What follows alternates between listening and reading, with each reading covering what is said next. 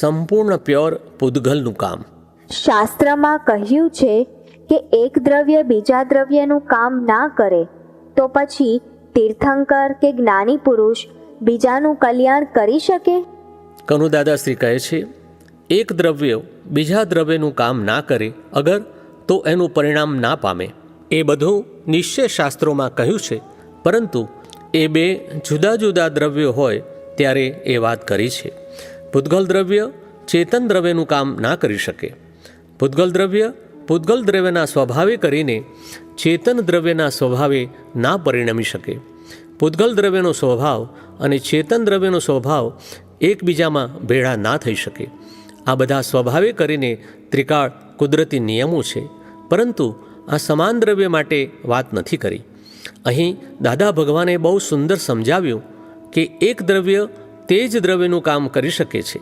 એટલે પૂદગલ દ્રવ્યનું કામ કરી શકે. પૂદગલથી બગડે પણ ખરું, અને જો પૂદગલ સંપૂર્ણ પ્યોર થઈ ગયું હોય તો એ બીજાના પૂદગલને ચોખ્ખું કરી શકે છે. બીજાના પૂદગલને એટલે કે એના બિલીફ પૂદગલને તો કે આ જ્ઞાન દ્રષ્ટિ આપી શકાય છે, અને આપી શકેલું લઈ શકાય છે, તો કે એમાં આપવા લેવાની વાત જ નથી.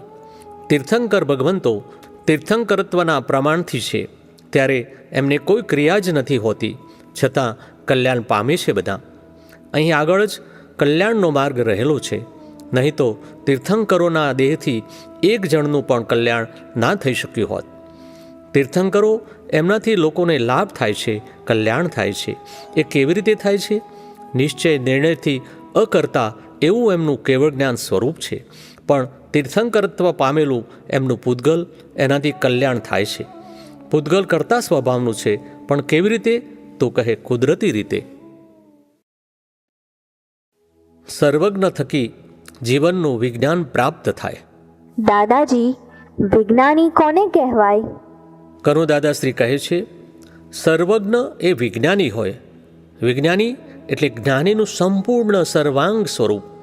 જ્યાં સુધી જ્ઞાનીનો જ્ઞાન પ્રકાશ સંપૂર્ણ સર્વાંગપણે સર્વજ્ઞતાએ કરીને પરમાત્મા પ્રકાશ સ્વરૂપે પ્રકાશિત ના થાય, ત્યાં સુધી વિજ્ઞાનીપણું પ્રગટ નથી થતું અને પ્રત્યક્ષ પણ નથી થતું, કે જેથી બધાને સામાન્ય મનુષ્યોને એ વિજ્ઞાનનો લાભ સામાન્ય ભાષામાં મળી શકે. બચ્ચા હોય તો બચ્ચાની ભાષામાં, બહેનો હોય તો બહેનોની ભાષામાં, અભણ હોય તો અભણની ભાષામાં, ભણેલા હોય તો ભણેલાની ભાષામાં, જેને જે હોય તેને તેની ભાષામાં સમજાવે.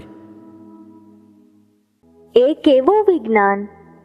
કરુદાદાશ્રી કહે છે, વિજ્ઞાન એને જ કહેવાય કે જે એક સરખું બધાને કામમાં લાગે, એને ભેદ ના હોય, નિષ્પક્ષપાતી હોય, એ સારા ખોટા બંને દ્વંદ્વોથી પર મુક્ત છે.